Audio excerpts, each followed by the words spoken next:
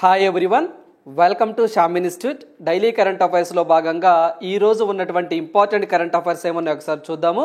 So first one చూసినట్లయితే మత్స్యరంగంలో AP అద్భుత ప్రగతి అని చెప్పేసి మత్స్యరంగం వార్తల్లోకి రావడం జరిగిందండి.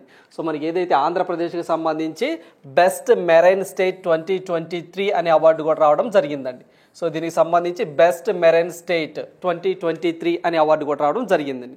అంటే మన ఆంధ్రప్రదేశ్కి సంబంధించి ఏవైతే మత్స్య ఉత్పత్తులు ఉన్నాయో, ఎగుమతులు కానివ్వండి, దిగుమతులు కానివ్వండి, సో దేశంలోనే ఏ రాష్ట్రం అగ్రస్థానంలో ఉంది అంటే ఆంధ్రప్రదేశే ఉన్నదండి.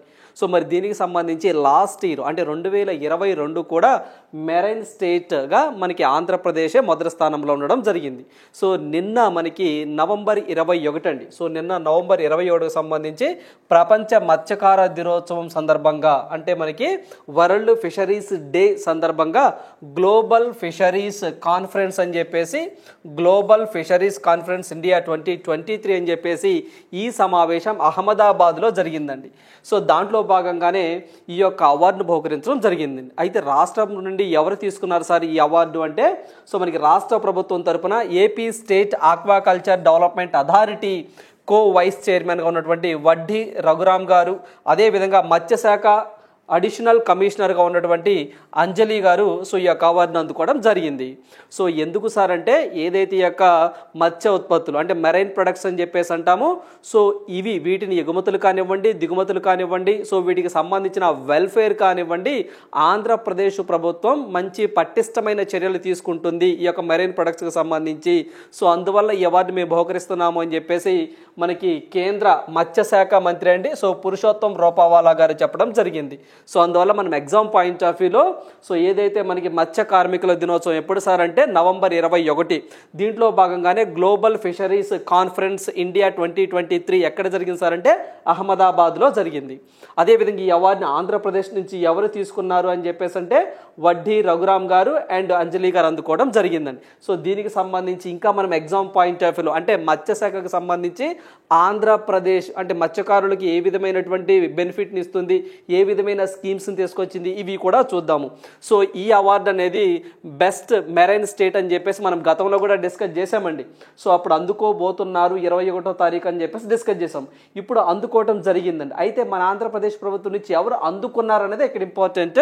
సో ఆయన పేరు గుర్తుంచుకోండి, వడ్డీ రఘురామ్ గారు అని చెప్పేసి గుర్తుంచుకోండి. అదేవిధంగా ఆంధ్రప్రదేశ్ ప్రభుత్వం చెప్పడం ఏంటంటే 2018-2019లో 39 లక్షల టన్నులు ఉన్నటువంటి దిగుబడులు మెరైన్ ప్రొడక్ట్స్ అండి, అంటే మనకి మత్స్య ఉత్పత్తులు అని చెప్పేసి అంటాం తెలుగులో. ఈ యొక్క 2018-2019లో 39 లక్షల టన్నులుగా ఉంది.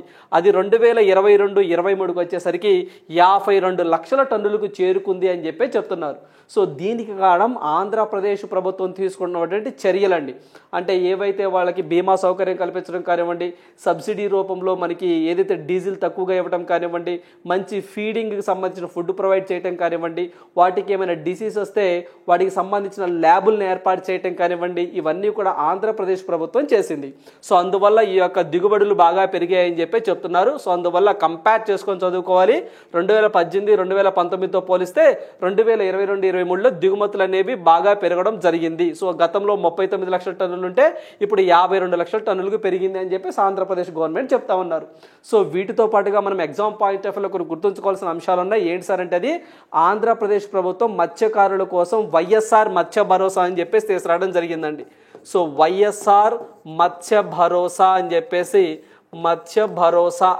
ఒక పథకాన్ని తీసుకురావడం జరిగిందండి. సో ఈ యొక్క వైఎస్ఆర్ మత్స్య భరోసాలో భాగంగా సో చేపల వేటాడడం నిషేధించే టైం ఒక డ్యూరేషన్ ఉంటుందండి. ఎప్పుడు సార్ అంటే అది ఏప్రిల్ 15 నుంచి అండి. సో ఏప్రిల్ 15 నుంచి జూన్ 14 వరకు ఉంటుందండి. సో జూన్ 14 వరకు సో ఈ డ్యూరేషన్లో సో చేపల వేటాడటం నిషేధం అనమాట. ఎందుకు సార్ అంటే సో ఆ టైంలో చేపలు వాటి యొక్క ఉత్పత్తిని బాగా పెంచుతూ ఉంటాయండి. సో ఆ టైంలోనే సో అందువల్ల ఆ టైంలో వేటాడటం అనేది నిషేధంగా ఉంటుందన్నమాట.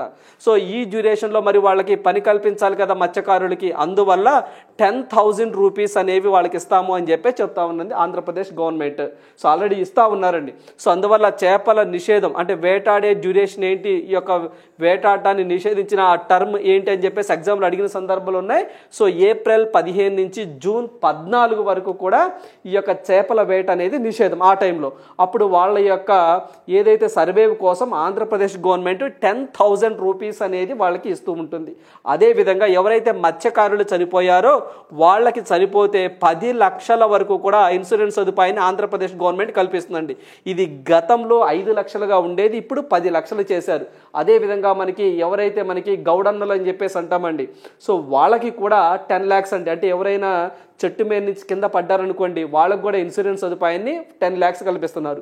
వీళ్ళకు కూడా మత్స్యకారులు కూడా, అంటే ఎవరైనా ఈ యొక్క చేపల వేట కోసం మనం వెళ్ళినట్లయితే వాళ్ళు సడన్గా ఏమైనా ప్రమాదాలకు గురై చనిపోతే వాళ్ళకి 10 lakhs రూపీస్ అనేది ఆంధ్రప్రదేశ్ గవర్నమెంట్ కల్పిస్తూ ఉంది. అదేవిధంగా సో ఎవరైతే ఈ మత్స్యకారులు ఉన్నారో వీళ్ళకి లీటర్పై డీజిల్ రాయితీ అండి. సో చాలా ఇంపార్టెంట్. లాస్ట్ టైం మనకి గ్రూప్ 1 ఎగ్జామ్లో కూడా దీని గురించి అడిగారండి. డీజిల్ పై సో అంతకుముందు 6.03 పైసలు, అంటే దగ్గరగా 6 రూపాయలుగా ఉండేదండి. సో 6.03 పైసా, సో ఇంత రాయితీ ఉండేది. ఇప్పుడు దాన్ని 9 రూపీస్కి చేశారండి.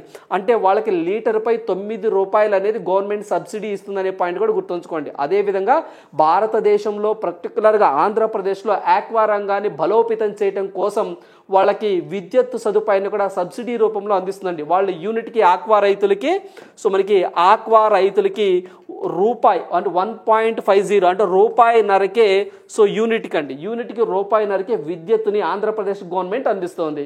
సో అందువల్ల ఎగ్జామ్ పాయింట్ ఆఫ్ వ్యూలో గుర్తుంచుకోండి. సో ఏవైతే మరబోట్లు కానివ్వండి, అదేవిధంగా మెకనైజ్డ్ బోట్లు కానివ్వండి, ఏ బోటుకైనా సరే సో డీజిల్పై 9 రూపాయల సబ్సిడీ అనేది ఆంధ్రప్రదేశ్ గవర్నమెంట్ కల్పిస్తుంది. గతంలో 6.03 అంటే 6.03 పైసాగా ఉండేది, ఇప్పుడు 9 రూపాయలు అనేది డీజిల్పై 1 లీటర్పై సబ్సిడీ ఇస్తూ ఉంది. అదే ఆక్వా రైతులకి రూపాయిన్నరకే యూనిట్ ధరకే కరెంట్ అనేది ప్రొవైడ్ చేయడం జరుగుతుందండి. సో ఇవన్నీ కూడా ఆంధ్రప్రదేశ్ మత్స్యకారులకు చేపడుతున్నటువంటి ఇంపార్టెంట్ సంక్షేమ పథకాలు. అదేవిధంగా ఒక హెల్ప్ లైన్ నెంబర్ కూడా ఆంధ్రప్రదేశ్ గవర్నమెంట్ ప్రొవైడ్ చేయడం జరిగిందండి. సో మత్స్యకారులకు సంబంధించి సో ఏదైతే మత్స్య భరోసాలా కానివ్వండి, ఇన్సూరెన్స్ తీసుకునే సదుపాయాలా కానివ్వండి, అదేవిధంగా ఆక్వా రైతులకు సంబంధించి కానివ్వండి, ఏమైనా ఇబ్బందులు ఉంటే టోల్ ఫ్రీ నెంబర్ కూడా ఒకటి ఆంధ్రప్రదేశ్ గవర్నమెంట్ అనేది తీసుకురావడం జరిగిందండి. ఏంటి సార్ అదేంటంటే సో టోల్ ఫ్రీ నెంబర్ వచ్చేసరికి 155-251 అండి. సో మనకి 155-251 అనేది టోల్ ఫ్రీ నెంబర్గా కూడా ఇవ్వడం జరిగింది. సో అందువల్ల టోల్ ఫ్రీ నెంబర్ కూడా గుర్తుంచుకోండి ఎగ్జామ్ పాయింట్ ఆఫ్ వ్యూలో. అదేవిధంగా జగన్ అన్నకి చెప్దాం 1902 ఇలా ఉంటాయండి కొన్ని టోల్ ఫ్రీ నెంబర్లు, ఎగ్జామ్లో అడగడానికి ఎక్కువగా ఆస్కారం ఉంటుంది. సో ఇది వచ్చేసరికి మత్స్యకారులకు సంబంధించి వాళ్ళకి ఏమైనా ఇబ్బందులు ఉంటే టోల్ ఫ్రీ నెంబర్ని ఆంధ్రప్రదేశ్ గవర్నమెంట్ అనేది తీసుకురావడం జరిగిందండి. సో అందువల్ల ఈ అవార్డుతో పాటు అవార్డు ఎవరికి ఇచ్చారు, ఏంటి, కాన్ఫరెన్స్ ఎక్కడ జరిగింది, ఏంటి, దీనితో పాటుగా సో ఆంధ్రప్రదేశ్ గవర్నమెంట్ ఈ యొక్క మత్స్యకారుల కోసం ఏం చేస్తుందని కూడా ఎగ్జామ్ పాయింట్ ఆఫ్ వ్యూలో ఇంపార్టెంట్. సో అందువల్ల ఇది కూడా మనం ఎగ్జామ్ పాయింట్ ఆఫ్ వ్యూలో కవర్ చేయాలి. లాస్ట్ టైం మనకి గ్రూప్ 1లో కూడా సో దీని మీద ఒక క్వశ్చన్ అడగడం జరిగిందండి. సో అందువల్ల అదేవిధంగా మనకి రీసెంట్గా అండి సో వెరీ రీసెంట్గా మనకి ఆంధ్రప్రదేశ్ ఫిషరీస్ యూనివర్సిటీ అని చెప్పేసి పశ్చిమ గోదావరి జిల్లా నరసాపురంలో ఏర్పాటు చేయడం జరిగింది. అది కూడా మనం గుర్తుంచుకోవాల్సిందే. రైట్. సో నెక్స్ట్ వన్ చూద్దాం. సో నెక్స్ట్ వన్ చూసినట్లయితే ఆ 3 చట్టాలు హిందీ పేర్లు పెట్టొచ్చు అని చెప్పేసి మరోసారి కొన్ని ఏదైతే మనకి క్రిమినల్కి సంబంధించిన చట్టాలు వార్తల్లోకి రావడం జరిగిందండి. సో ఇవేంటో ఒకసారి చూద్దాము. ఇవి జనరల్గా మనము కరెంటు పాలిటీలో చదువుకుంటామండి. సో ఇందులో మనం ఏదైతే మనకి మత్స్యకారులకు సంబంధించి చూసినట్లయితే అది మనం రీజనల్ అంశాల్లో కొంతవరకు చూడొచ్చు. అవార్డ్స్ కేటగిరీలో అయితే మాత్రం అవార్డ్స్ ఎవరికి ఇచ్చారు, ఏంటి, ఎవరు రాష్ట్ర ప్రభుత్వం తరపున ఎవరు తీసుకున్నారని తెలుసుకుంటే సరిపోతుంది. ఇది పర్టికులర్గా వచ్చి కరెంటు పాలిటీలో మనం చదువుకుంటామండి. ఏంటి సార్ అంటే కరెంటు పాలిటీలో సో ఇక్కడ మనం ఎందుకు సార్ ఇది వార్తల్లోకి వచ్చిందంటే 3 చట్టాలు అంట. ఏంటి ఆ 3 చట్టాలు, అవి కూడా మనం తెలుసుకోవాలి. అదేవిధంగా ఇక్కడ మనం వీటి గురించి మాట్లాడుకునే ముందు సో రాజ్యాంగంలోని ఆర్టికల్ 348 గురించి మనం మాట్లాడుకోవాలండి. రాజ్యాంగంలోని 348 ఆర్టికల్ గురించి మనం మాట్లాడుకున్న తరువాత ఈ 3 చట్టాల గురించి మాట్లాడుకుందాం. ఆల్రెడీ మనం డిస్కస్ చేసినవే ఈ చట్టాలు, బట్ దానికి ముందు ఏం జరిగిందో ఒకసారి చూద్దాం. సో మనకి ఇటీవల కాలంలో మనము ఆర్టికల్ 348 గురించి మాట్లాడుకుందాం. ఈ ఆర్టికల్ 348 ఏం చెప్తుంది అంటే సుప్రీంకోర్టు కానివ్వండి, హైకోర్టులు కానివ్వండి, అవి ఇచ్చేటువంటి తీర్పులు కానివ్వండి, అదేవిధంగా చట్టాలు కానివ్వండి, అదేవిధంగా బిల్స్ కానివ్వండి, అధికారిక పత్రాలు కానివ్వండి, ఇవన్నీ కూడా ఇంగ్లీష్లోనే ఉండాలి అని చెప్పేసి ఆర్టికల్ 348 చెప్తుందండి మనకి. సో అది ఇంపార్టెంట్ ఇక్కడ. సో సుప్రీంకోర్టు కానివ్వండి, హైకోర్టులు కానివ్వండి, చట్టాలు కానీ, బిల్లులు కానీ, ఇతర అధికార పత్రాలన్నీ కూడా ఇంగ్లీష్లోనే ఉండాలి అని చెప్పేసి రాజ్యాంగంలో చెప్పారు ఆర్టికల్ 348 ప్రకారం. అయితే ఇప్పుడేం జరిగింది, సో ఏవో ఒక 3 చట్టాలు ఉన్నాయట, ఆ 3 చట్టాలకి హిందీలో పేరు పెట్టారట. మరి ఆర్టికల్ 348 ఏం చెప్తుంది, సో చట్టాలకి ఖచ్చితంగా చట్టాలకు కానీ బిల్లులకు కానీ ఇతర అధికార పత్రాలకు కానీ ఇంగ్లీష్లోనే ఉండాలని చెప్పింది కదా. మరి ఇప్పుడు హిందీలో పెట్టడం ఏంటి అని చెప్పేసి కొంత కాంట్రవర్సీ వచ్చిందండి. అయితే సో చట్టాల విషయంలో మనం చూసినట్లయితే చట్టాలలోని ఆ చట్టానికి పేరు మాత్రం ఇంగ్లీష్లోనా హిందీలోనా రాజ్యాంగం ఎక్కడా చెప్పలేదంటండి. బాగా గుర్తుంచుకోండి, ఆ చట్టానికి మాత్రం హిందీలో పేరు పెడితే సో రాజ్యాంగాన్ని ఉల్లంఘించినట్టు కాదు అని చెప్పేసి పార్లమెంటరీ కమిటీ చెప్పడం జరిగిందండి. అంటే చట్టాలలోని వాక్యాలకు, అంటే మనకి సెంటెన్స్ అని చెప్పేసి అంటారు కదా, వాక్యాలు అని చెప్పేసి అంటాం. సో సెంటెన్సెస్ వాటిని మాత్రం ఖచ్చితంగా ఇంగ్లీష్లోనే ఉండాలి, హిందీలో ఉండడానికి లేదు. సో ఖచ్చితంగా ఇంగ్లీష్లోనే ఉండాలి. కానీ చట్టానికి మాత్రం హిందీలో పేరు పెట్టవచ్చు, అది రాజ్యాంగ ఉల్లంఘనేమి కాదు అని చెప్పేసి మనకి పార్లమెంటరీ స్థాయి సంఘం చెప్పడం జరిగిందండి. సో అది ఇక్కడ ఇంపార్టెంట్. సో ఇలాంటివి మనము కరెంటు పాలిటీలో అడుగుతున్న సందర్భాలు ఉన్నాయండి. ఈ క్రింది వాక్యాలను పరిశీలించండి అని చెప్పేసి అడుగుతూ ఉన్నారండి. సో ఇదంతా కూడా అప్లికేషన్ ఓరియంటెడ్గా ఉంటుందండి, అంత ఫ్యాక్చువల్ డేటా ఎక్కడ ఉండదండి. సో మనము గ్రూప్ 1 గ్రూప్ 2 స్థాయిలో మనం చూసినట్లయితే సో పర్టికులర్గా గ్రూప్ 1 గ్రూప్ 2 అభ్యర్థులు ఎవరైతే ఉన్నారో పాలిటీని మనము సో ఏదైతే మనకి స్టాటిక్ పార్ట్ లాగా, అంటే ఏదో ఒక స్టాటిక్ పార్ట్ లాగా చదువుకోకూడదండి, ఒక అప్లికేషన్ ఓరియంటెడ్ లాగా, అంటే ప్రజెంట్ సినారియోలో ఏం జరుగుతుంది అనే అప్లికేషన్ ఓరియంటెడ్లో చదువుకోవాలి. అంతే తప్ప బిట్టు చదువుకుంటే వర్కౌట్ అయ్యే పరిస్థితి కాదు. సో అందువల్ల మనకి ఏదైతే ఈ యొక్క బిల్లుల విషయంలో ఆర్టికల్ 348 మనం గుర్తుంచుకోవాలి, చట్టాలకు మాత్రం హిందీలో పెట్టవచ్చు పేరు, బట్ ఆ చట్టాలలోని సెంటెన్సెస్ ఉంటాయి చూసారా అండి, వాక్యాలు అంట అని చెప్పేసి అంటాం కదా, సో ఆ యొక్క సెంటెన్సెస్కి మాత్రం ఖచ్చితంగా ఇంగ్లీష్లోనే ఉండాలి అని చెప్పి చెప్తున్నారు. సో అందువల్ల ఇది కాంట్రవర్సీగా ఉంది. అయితే ఇప్పుడు మనకి ఏంటి సార్ ఆ 3 చట్టాలు ఒకసారి చూద్దాం. ఏంటి సార్ అంటే భారతీయ శిక్షా స్మృతి, నేర శిక్షా స్మృతి, భారతీయ సాక్ష్యాధారాల చట్టాలను హిందీ పేర్లు పెట్టడాన్ని పార్లమెంటరీ స్థాయి సంఘం సమర్థించింది. సో ఈ యొక్క పార్లమెంటరీ స్థాయి సంఘానికి సంబంధించి బీజేపీ ఎంపీ అండి, సో మనకి బ్రీజ్లాల్ నేతృత్వంలోని పార్లమెంటరీ స్టాండింగ్ కమిటీ తాజాగా తన నివేదికను రాజ్యసభకు సమర్పించింది. సో మనకి ఏవైతే ఈ 3 చట్టాలు ఉన్నాయో, అంటే భారతీయ శిక్షా స్మృతి కానివ్వండి, నేర శిక్షా స్మృతి కానివ్వండి, భారతీయ సాక్ష్యాధారాల చట్టాలు కానివ్వండి, సో వీటి ప్లేసుల్లో మనకి కొత్తగా కొన్ని చట్టాలు, అంటే వాటి పేర్లు మార్చి దాంట్లో ఉన్నటువంటి కొన్ని అవకతవకల్ని, అంటే ఎప్పుడో అవి బ్రిటిష్ కాలంలో చేసినటువంటి చట్టాలు, సో వాటిలో ఉన్నటువంటి వాటిని కొంత వేస్ట్ని తీసేసి ఇప్పుడున్న సమాజానికి అనుగుణంగా ఇప్పుడున్నటువంటి వాతావరణాన్ని బేస్ చేసుకొని సో ఖైదీలలో కానివ్వండి, ఆ క్రిమినల్స్కి సంబంధించిన విషయాల్లో కానివ్వండి, వాళ్ళల్లో పరివర్తన చెందే విధంగా, వాళ్ళని మెయిన్ స్ట్రీమ్లోనికి తీసుకొచ్చే విధంగా మేము ఈ చట్టాలు తీసుకొస్తున్నామని, ఇవి బ్రిటిష్ కాలం నాటి చట్టాలని చెప్పేసి, సో ఇవి కొంత ఇప్పుడున్న సమాజానికి ఇబ్బందికరంగా ఇవి ఉన్నాయని చెప్పేసి వీటి ప్లేసుల్లోనికి మేము ఒక 3 చట్టాలను కొత్తగా తీసుకొస్తున్నామని చెప్పేసి కేంద్ర ప్రభుత్వం లోక్సభలో ఆగస్టు 11, 2023 ప్రవేశపెట్టడం జరిగిందండి. సో దీనికి సంబంధించి పార్లమెంటరీ స్టాండింగ్ కమిటీకి పంపించారు. ఇప్పుడు దాని మీద చర్చలు జరుగుతూ ఉన్నాయి, అందువల్ల ఇది వార్తల్లోకి వచ్చింది. సో ఇక్కడ మనం చూసినట్లయితే సో భారతీయ శిక్షా స్మృతి అని చెప్పేసి 1860, సో ఇది 1860లో ఈ యొక్క క్రిమినల్ చట్టాన్ని తీసుకొచ్చారండి. సో ఇప్పుడు ఏం చేస్తున్నారు, భారతీయ న్యాయ సంహిత 2023 అని చెప్పేసి దానికి పేరు మార్చారు. సో దాంట్లో భాగంగా కొంత అమెండ్మెంట్ కూడా చేస్తూ ఉన్నారు. అదేవిధంగా నేర శిక్షా స్మృతి అని చెప్పేసి అంటాం 1898లో తీసుకొచ్చారు. దీనికి భారతీయ నాగరిక్ సురక్ష సంహిత అని చెప్పేసి పేరు పెట్టడం జరిగింది. అదేవిధంగా ఇండియన్ ఎవిడెన్స్ యాక్ట్ అని చెప్పేసి 1872లో రావడం జరిగిందండి. దీనికి భారతీయ సాక్ష్య అధినియం 2023 అని చెప్పేసి పేరు పెట్టారు. సో ఇవి చూడండి అన్ని హిందీలో ఉన్నాయి. సో సాక్ష్య అధినియం అని, నాగరిక్ సురక్ష సంహిత అని, న్యాయ సంహిత అని చెప్పేసి హిందీలో ఉన్నాయి చూడండి.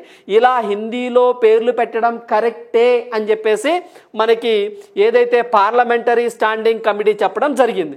అయితే రాజ్యాంగంలో ఏముంది, ఆర్టికల్ 348 ప్రకారం సుప్రీంకోర్టు కానివ్వండి, హైకోర్టు కానివ్వండి, పార్లమెంట్ చేసే చట్టాలు కానివ్వండి, బిల్లులు కానివ్వండి, అవన్నీ కూడా ఇంగ్లీష్లోనే ఉండాలని చెప్పారు. అయితే ఇది మనం చట్టం కదా, జస్ట్ ఇది పేరు మాత్రమే.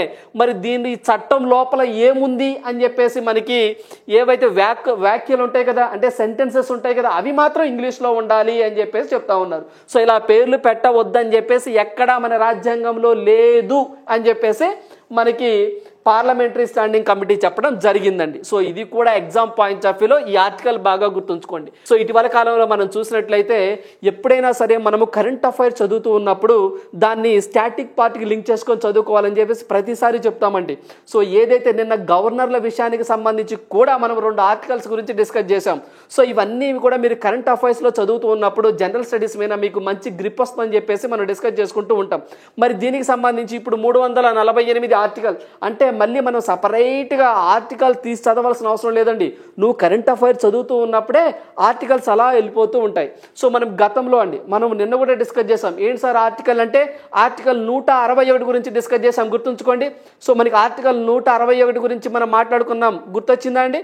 సో ఎందుకు సార్ ఇది ఆర్టికల్ 121? సో నిన్న ఏవైతే 3 ఏళ్లుగా మీరేం చేస్తున్నారు అని చెప్పేసి Supreme Court of India Tamil Nadu governor RN రవిని ప్రశ్నించడం జరిగింది. సో దాంట్లో భాగంగానే ఆర్టికల్ 161 అనేది గవర్నర్ అనే వ్యక్తి శాసనసభలో అంతర్భాగంగా ఉంటాడు అని చెప్పేసి మనం డిస్కస్ చేశామండి.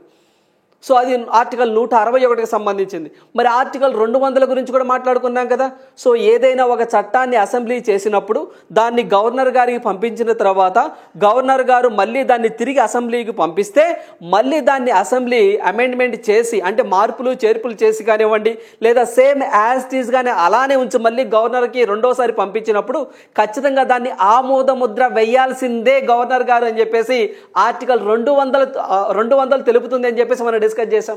అదేవిధంగా ఆర్టికల్ 131 గురించి కూడా మనం మాట్లాడుకున్నామండి. ఏంటి సార్ అంటే అది, సో ఏదైనా ఒక రాష్ట్రానికి మరొక రాష్ట్రానికి విభేదాలు వచ్చినప్పుడు, లేదా ఒక రాష్ట్రానికి లేదా కేంద్ర ప్రభుత్వానికి విభేదాలు వచ్చినప్పుడు ఆ రాష్ట్రం అనేది నేరుగా సుప్రీంకోర్టును సంప్రదించవచ్చు అని చెప్పేసి మనం వెస్ట్ బెంగాల్ వర్సెస్ కేంద్ర ప్రభుత్వం అనే యొక్క కరెంట్ అఫైర్స్లో డిస్కస్ చేశామండి. అంటే వెస్ట్ బెంగాల్ రాష్ట్రంలోనికి సిబిఐ అక్రమంగా చొరబడి అక్కడ కేసులను విచారిస్తుందని చెప్పేసి మా రాష్ట్ర సమ్మతి లేకుండా సిబిఐ మా రాష్ట్రంలోనికి ఎలా వస్తుంది అని చెప్పేసి మమతా బెనర్జీ గారు కేంద్ర ప్రభుత్వం మీద కేసు వేయడంలో, సో ఆనాటి కరెంట్ అఫైర్స్లో మనము ఆర్టికల్ 137 గురించి మాట్లాడుకున్నాం.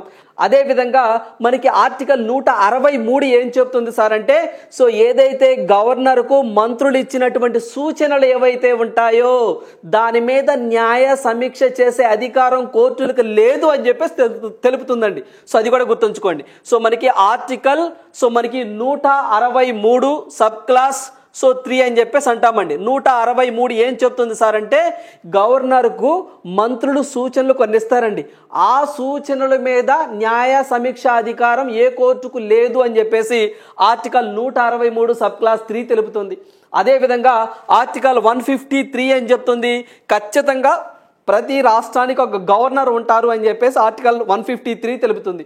అదేవిధంగా ఆర్టికల్ 156 ఏం తెలుపుతుంది అంటే, రాష్ట్రపతి విశ్వాసం ఉన్నంత వరకు గవర్నర్ ఆ రాష్ట్రానికి గవర్నర్గా వ్యవహరించవచ్చు అని చెప్పి చెప్తా ఉంది. సో ఇవన్నీ కూడా మనము గవర్నర్ అనే వ్యవస్థలో చదువుకోవాలండి. సో నిన్న ఏదైతే మనకి గవర్నర్ వ్యాఖ్యలు కానివ్వండి, సో ఈ రోజు వచ్చినటువంటి 348 కానివ్వండి, సో ఇవన్నీ కూడా మనం కరెంటు పాలిటీలో రిలేటెడ్గా చదువుకుంటూ ఉంటాం. సో ఇవన్నీ గుర్తుంచుకోండి ఎగ్జామ్ పాయింట్ ఆఫ్ వ్యూలో.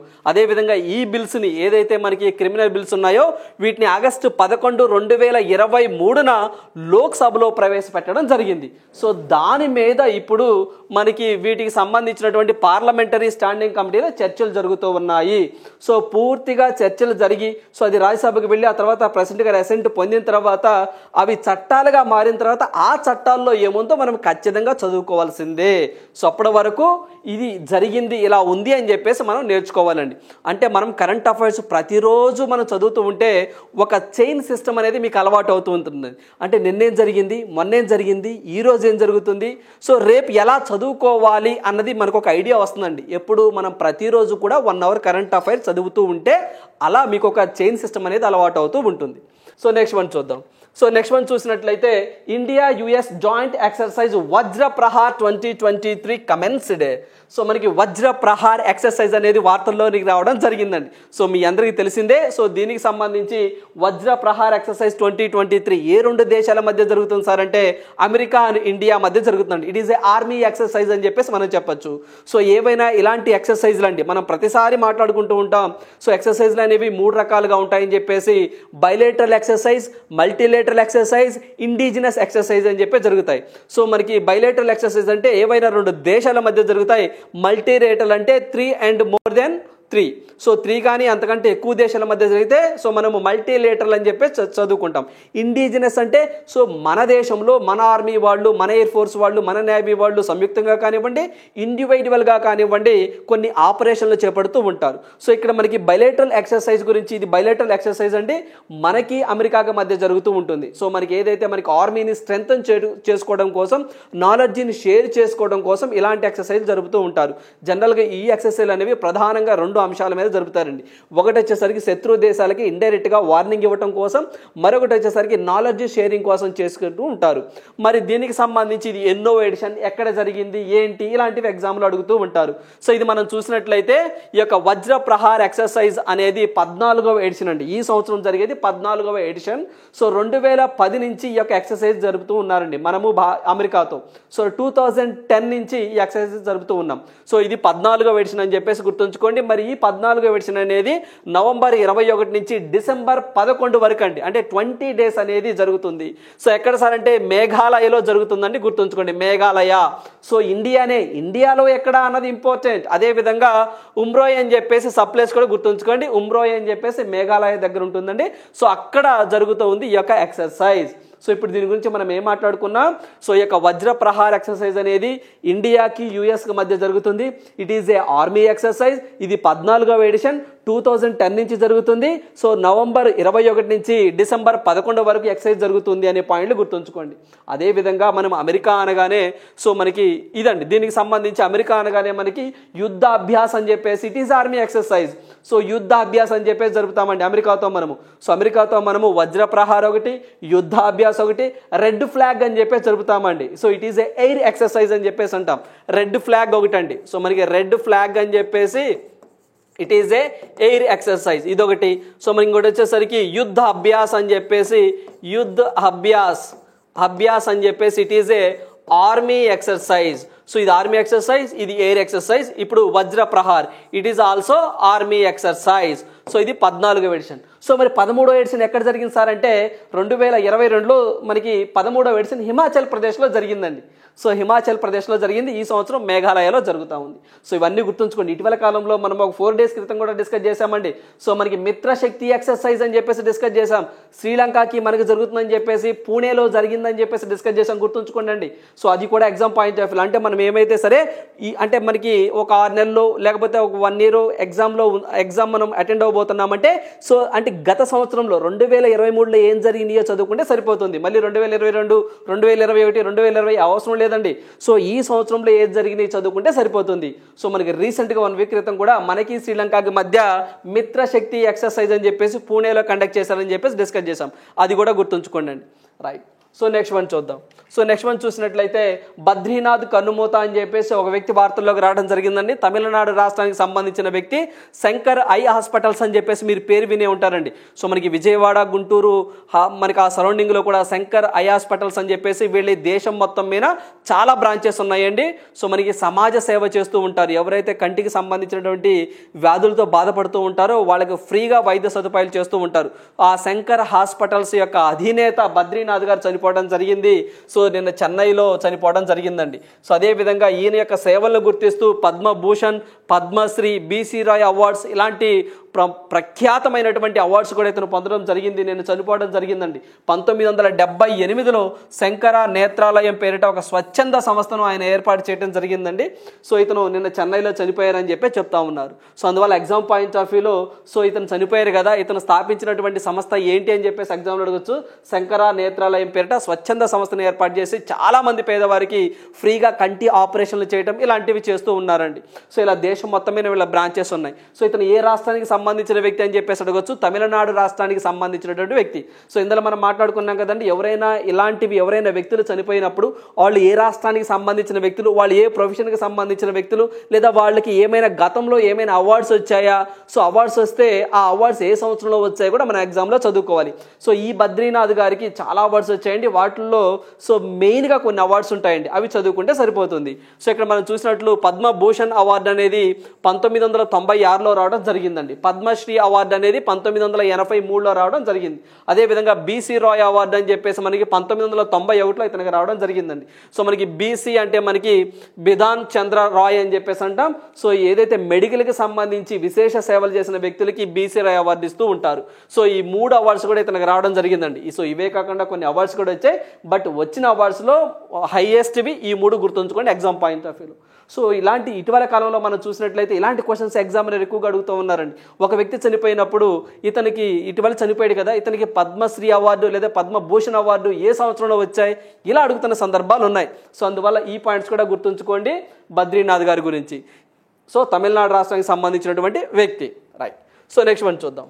సో నెక్స్ట్ వన్ చూసినట్లయితే ministry asks states to encourage use of the Sati portal. So మనకు ఒక పోర్టల్ అనేది వార్తల్లోకి రావడం జరిగిందండి. సో మనకి ఇటీవల కాలంలో ఒక పోర్టల్ వచ్చినప్పుడు ఆ పోర్టల్ యొక్క ముఖ్య ఉద్దేశం ఏంటి, ఆ పోర్టల్ ఏ మినిస్ట్రీ వాళ్ళు తీసుకొచ్చారు, అసలు ఆ పోర్టల్ ఏం చేస్తుంది, దానికి ఏమైనా ఫుల్ ఫామ్ ఉంటే దాని ఫుల్ ఫామ్ ఏంటి అని చెప్పేసి చదువుకోవాలని చెప్పేసి మనం ప్రతిసారి కూడా కరెంట్ అఫైర్స్లో డిస్కస్ చేస్తూ ఉంటాం. సో ఎప్పుడైనా సరే ఒక పోర్టల్ వచ్చినప్పుడు బేసిక్గా ఈ 3 మనం తెలుసుకోవాలండి. మరి ఇప్పుడు మనకి సతీ పోర్టల్ ఖచ్చితంగా అన్ని రాష్ట్రాలు వాళ్ళు ఎంకరేజ్ చేయాల్సిందే. సో అక్కడ ఉన్న మీరు ప్రోత్సహించాలి అని చెప్పేసి మనకి మినిస్ట్రీ ఆఫ్ ఎడ్యుకేషన్ వాళ్ళు చెప్పడం జరిగిందండి. సో అందువల్ల ఈ పోర్టల్ వార్తల్లోకి వచ్చింది. ఏంటి సార్ అసలు ఈ పోర్టల్ అంటే, ఏదైతే మనకి నీట్కి కానివ్వండి, అంటే ఇంజనీరింగ్ స్టూడెంట్ కానివ్వండి, మెడికల్ స్టూడెంట్కి కానివ్వండి, ఎంట్రన్స్ ఎగ్జామ్ రాయటానికి సో ఇది ఒక ఆన్లైన్ ప్లాట్ఫామ్గా ఉపయోగపడుతూ ఉంటుందండి. సో దీంట్లో ఇది ఫ్రీ ఆఫ్ కాస్ట్గా ఉంటుందండి. సో మినిస్ట్రీ ఆఫ్ మనకి ఎడ్యుకేషన్ మినిస్ట్రీ వాళ్ళు దీన్ని ప్రొవైడ్ చేస్తూ ఉంటారు. సో ఫ్రీగా దాన్ని మనం డౌన్లోడ్ చేసుకుంటే సో దాంట్లో మనకి వీడియోస్, సో కొన్ని ఏదైతే ఎంట్రన్స్ ఎగ్జామ్కి సంబంధించినటువంటి వీడియోస్ కానివ్వండి, సో ఆన్లైన్ క్లాసెస్ కానివ్వండి, ఇవన్నీ ఉంటాయి అన్నమాట. సో అందువల్ల ప్రతి ఒక్క రాష్ట్రంలో కూడా ఈ యొక్క పోర్టల్ని ఎంకరేజ్ చేయండి అని చెప్పేసి కేంద్ర ప్రభుత్వం చెప్తా ఉంది. అయితే దీనికి సంబంధించి ఏదైతే joint entrance examination for admissions IITs కానివ్వండి, ఇంజనీరింగ్ కాలేజెస్కి సంబంధించి కానివ్వండి, సో నీటికి సంబంధించిన కాంపిటేటివ్ ఎగ్జామ్స్ ప్రిపేర్ అవుతారు చూసారు అభ్యర్థులు, వాళ్ళ కోసం ఇది. అదేవిధంగా it is A open learning platform for available to the students free of cost. So ఇది ఎటువంటి ఛార్జెస్ లేవండి. సో ఫ్రీగా దాన్ని మనము డౌన్లోడ్ చేసుకొని యూజ్ చేసుకోవచ్చు. అదేవిధంగా సో మనకి సతీ అంటే ఫుల్ ఫామ్ ఏంటో చూద్దామండి. సో యొక్క సతీ అంటే ఫుల్ ఫామ్ ఏంటో చూస్తే self assessment test and help for entrance exams అని చెప్పేసి అంటాం. సో కొంచెం గుర్తుంచుకోవడానికి కష్టంగానే ఉంటుంది, బట్ సో చిన్న మనకి కీవర్డ్స్ గుర్తుంచుకుంటే సరిపోద్దండి. మనం ఏం చెప్పాము ఇది, సో కాంపిటేటివ్ ఎగ్జామ్కి సంబంధించి ఐఐటీసీ కానివ్వండి, లేదా ఇంజనీరింగ్ కాలేజీలో అడ్మిషన్కి సంబంధించి కాంపిటేటివ్ ఎగ్జామ్స్ కానివ్వండి, నీట్ కానివ్వండి, జేఈ కానివ్వండి, సో అదేవిధంగా ఏఐఎస్ అంటే మెడికల్కి సంబంధించిన ఎంట్రన్స్ ఎగ్జామ్స్ కానివ్వండి, వీళ్ళకి ఎంట్రన్స్ ఎగ్జామ్లో ఫ్రీగా మనం ఆ యొక్క లెక్చర్స్ ఇస్తారని చెప్పేసి ఆ వీడియోస్ ఉంటాయని చెప్పేసి అన్నాం. ఇక్కడ చూడండి ఎంట్రన్స్ ఎగ్జామ్స్ అనే టర్మ్ గుర్తుంచుకోండి. ఈ అంటే లాస్ట్లో 2 ఈలు ఉన్నాయి చూసారా, ఎంట్రన్స్ ఎగ్జామ్ ప్రతిసారి మనం వింటామండి. సో అదేవిధంగా ఇక్కడ టెస్ట్ అండ్ హెల్ప్ అని చెప్పేసి అంటాం. టీహెచ్ అంటే టెస్ట్ అండ్ హెల్ప్. సో ఈ 2 పదాలు గుర్తుంచుకోండి. ఈ 2 మీరు చదవకపోయినా గుర్తుంచుంటాయండి. ఈ అంటే ఎంట్రన్స్ ఎగ్జామ్, సో మనకి టీహెచ్ అంటే టెస్ట్ హెల్ప్. సో స్టార్టింగ్లో సెల్ఫ్ అసెస్మెంట్ అని చెప్పేసి ఉంటుంది. 1-2 సార్లు చదువుకోండి. సో లాస్ట్లో ఈ 2 గుర్తుంచుకోండి. అదేవిధంగా ఈ 2ఏనండి మెయిన్ కీలకం, ఈ 2 టెస్ట్ అండ్ హెల్ప్ అని చెప్పేసి అంటాం. ఇది ఫుల్ ఫామ్. అయితే ఇది ఏ మినిస్ట్రీ కింద పనిచేస్తుంది సార్ అంటే ministry of education and IIT Kanpur వాళ్ళ సహకారంతో మినిస్ట్రీ ఆఫ్ ఎడ్యుకేషన్ వాళ్ళు ఈ యొక్క యాప్ని తీసుకురావడం జరిగింది. Very very important. సో ఈ యొక్క సతీ యాప్లో భాగంగా ఐఐటి వారి సహకారంతో మినిస్ట్రీ ఆఫ్ ఎడ్యుకేషన్ వారు దీన్ని క్రియేట్ చేశారని ఎగ్జామ్లో అడుగుతారండి. సో ఐఐటి కాన్పూర్ అని చెప్పేసి గుర్తుంచుకోండి అండి ఎగ్జామ్ పాయింట్ ఆఫ్ వ్యూలో. అదేవిధంగా ఐఐటి కాన్పూర్ అనగానే మీ అందరికీ తెలిసిందే. సో ఇటీవల కాలంలో ఆర్టిఫిషియల్ రెయిన్ కూడా దాన్ని సో మనకి వీళ్ళు పైలట్ బేసిస్ కింద సక్సెస్ఫుల్గా రన్ చేయడం జరిగిందండి. సో కరెంట్ అఫైర్స్లో కూడా చదువుకున్నాం మనం. రైట్. అదేవిధంగా ఈ యాప్ అనేది present Hindi, English, Odisha and Telugu ఈ 4 భాషల్లో మాత్రమే అవైలబిలిటీలో ఉందండి. సో ఫ్యూచర్లో కొన్ని భాషల్లో కూడా తీసుకొస్తామని చెప్పేసి మినిస్టర్ ఆఫ్ ఎడ్యుకేషన్ వాళ్ళు చెప్తా ఉన్నారు. సో అందువల్ల గుర్తుంచుకోండి. సో మనకి present English, Hindi, Odisha and Telugu, so ఈ 4 లాంగ్వేజ్లో మాత్రమే ఇది అవైలబిలిటీలో ఉంది. సో గుర్తుంచుకోండి, it is edutech platform free of cost for competitive exams, so like IIT, JEE ఇలాంటి వాటికి సంబంధించి. రైట్. సో నెక్స్ట్ వన్ చూద్దాం. సో నెక్స్ట్ వన్ చూసినట్లయితే రిలయన్స్ ఇండస్ట్రీస్ వార్తల్లోకి రావడం జరిగిందండి. సో రిలయన్స్ ఇండస్ట్రీ వాళ్ళు 20,000 కోట్ల రూపాయలని వెస్ట్ బెంగాల్లో ఇన్వెస్ట్మెంట్ చేస్తాము అని చెప్పేసి సో నిన్న కాన్ఫరెన్స్ జరిగిందండి వెస్ట్ బెంగాల్లో, దానికి సంబంధించినటువంటి కరెంట్ అఫైర్స్. సో ఇలాంటివి మనము నేషనల్ పాయింట్ ఆఫ్ వ్యూలో చదువుకోవచ్చు. సో ఇది మనం చూసినట్లయితే 20,000 crores అనేది వెస్ట్ బెంగాల్లో రాబోయే 3 సంవత్సరాలు ఇన్వెస్ట్మెంట్ చేస్తామని చెప్పేసి మనకి ముఖేష్ అంబానీ గారు చెప్పడం జరిగింది. సో మనకి దీనికి సంబంధించి ఆల్రెడీ వీళ్ళు 45,000 కోట్ల రూపాయలు అనేది వెస్ట్ బెంగాల్లో ఇన్వెస్ట్మెంట్ చేశారు. సో ఆ 45,000 కోట్ల రూపాయలకి ఇది అడిషనల్గా 20,000 crores అనేవి మేము ఇన్వెస్ట్మెంట్ చేస్తాము రాబోయే 3 రోజులు అని చెప్పి చెప్తా ఉన్నారు అంబానీ గారు.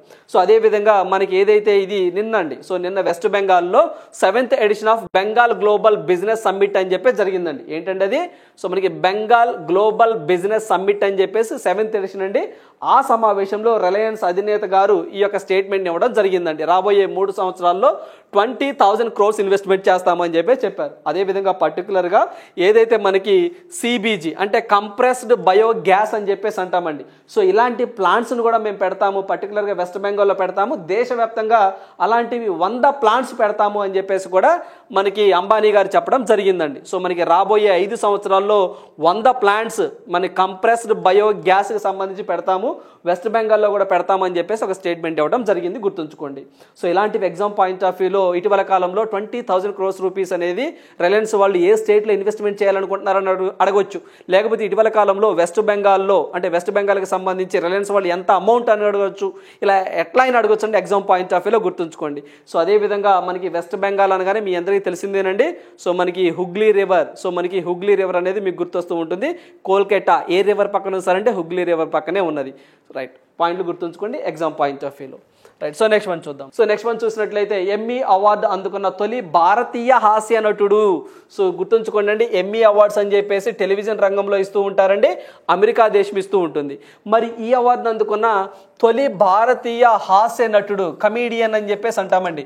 సో ఎగ్జామ్ పాయింట్ ఆఫ్ వ్యూలో అడగడానికి ఎక్కువగా పాసిబిలిటీ ఉంటుందండి. సో మొన్న ఎస్ఐ మెయిన్స్ ఎగ్జామ్లో కూడా ఎక్కువగా ఫిలిమ్స్ గురించి ఎక్కువగా అడిగిన సందర్భాలు ఉన్నాయి. దాదాపుగా 3 నుంచి 4 బిట్లు ఫిలిమ్స్ మీద అడిగారండి.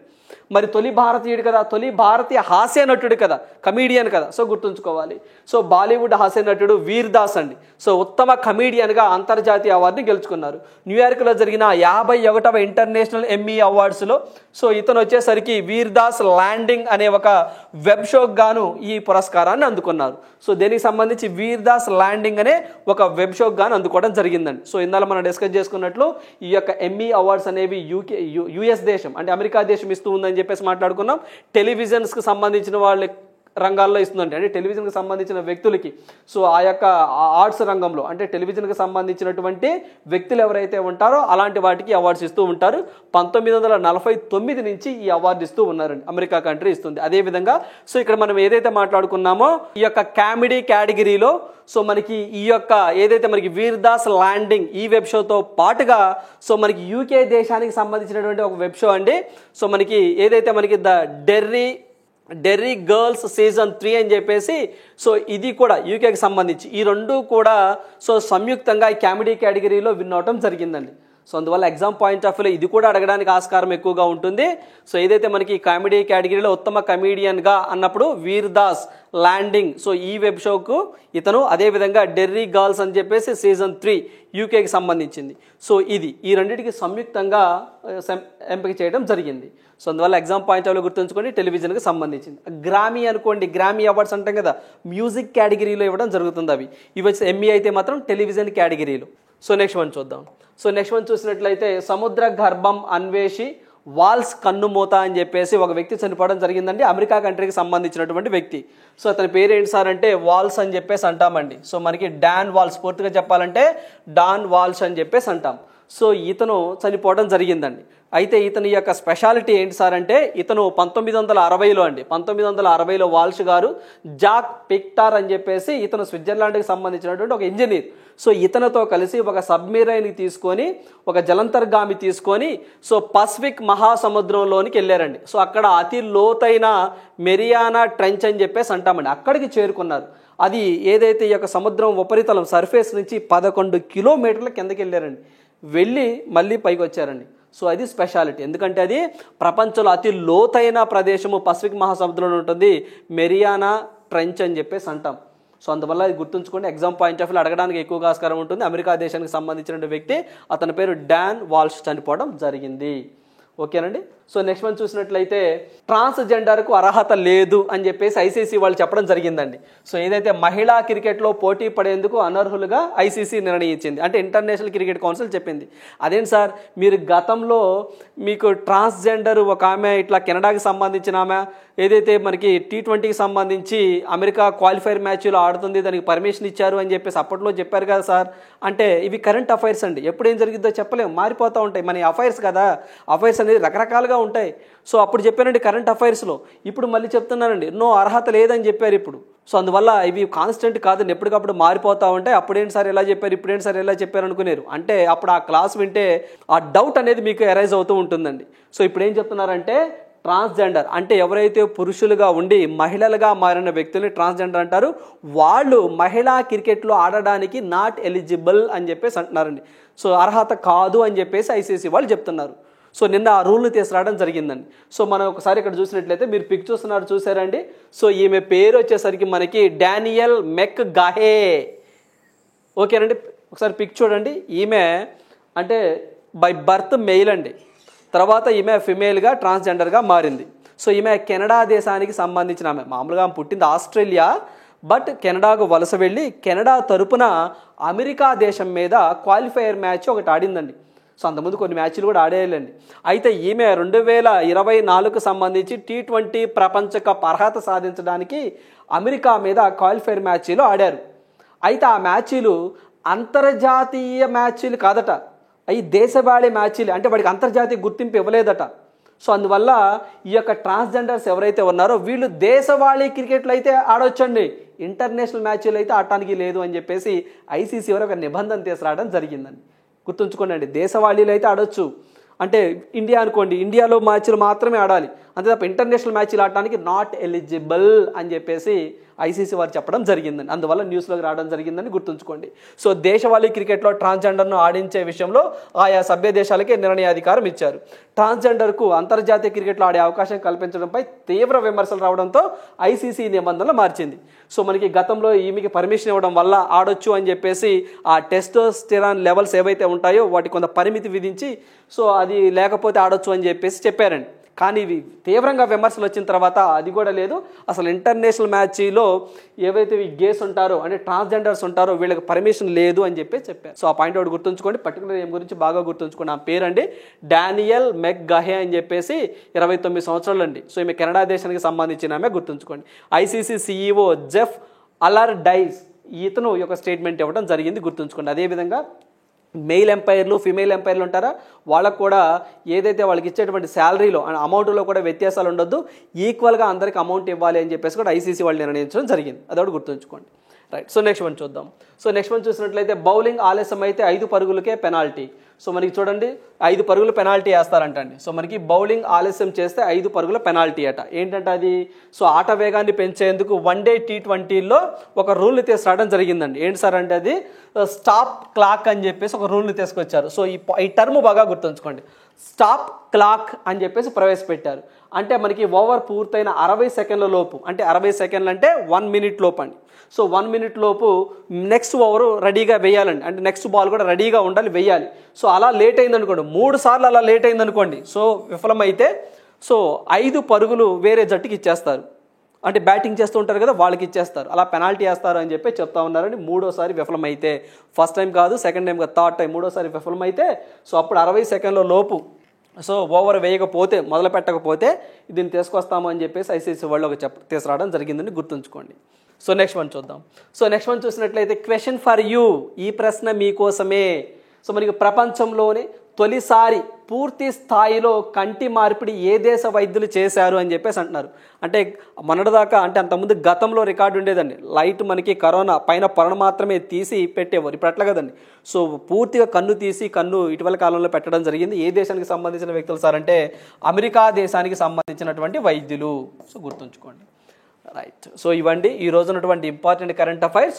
సో ప్రతి ఒక్క అభ్యర్థి కూడా మనం ప్రతిసారి చెప్తూ ఉంటామండి. సో ప్రతి వీడియోలో కూడా ఎండింగ్లో కానివ్వండి, స్టార్టింగ్లో కానివ్వండి, ప్రతి ఒక్క అభ్యర్థి కూడా ప్రతిరోజు కూడా 1 అవర్ కరెంట్ అఫైర్స్ చదవాల్సిందే అని చెప్పి చెప్తాం. సో నోటిఫికేషన్ పడిన తర్వాత వారం ముందు చదువుతాను, 10 డేస్ ముందు చదువుతాను అంటే అసలు ఏమి గుర్తుండవండి, ఎక్కువ మార్కులు రావు కూడాను. ఎందుకంటే ప్రీవియస్ చాలామంది అభ్యర్థులు అలానే ఇబ్బంది పడిన సందర్భాలు ఉన్నాయి. సో ఆ ఇబ్బందిని మీరు ఫేస్ చేయకూడదు. అలా ఫేస్ చేయకుండా ఉండాలి అంటే సో ఇప్పటి నుంచే ప్రతిరోజు 1 అవర్ కేటాయించండి. సో ఎగ్జామ్ దగ్గర పడుతున్న కొద్ది ఆ డోస్ను పెంచుకుంటూ పోవాలి. 2 అవర్స్ 3 అవర్స్ అలా పెంచుకుంటూ పోవాలి. సో అలా ఎప్పుడైతే మనం ఒక ప్రణాళికాబద్ధంగా ఒక ప్లానింగ్ ప్రకారం మన కరెంట్ అఫైర్స్ చదివితే సో అందరికాడికి అంటే అందరూ కరెంట్ అఫైర్స్ చదువుతారండి, బట్ నువ్వు కొంచెం స్పెషాలిటీగా చదివావు కాబట్టి ఎక్కువ మార్కులు రావడానికి ఆస్కారం ఉంటుంది. So thank you, all the best.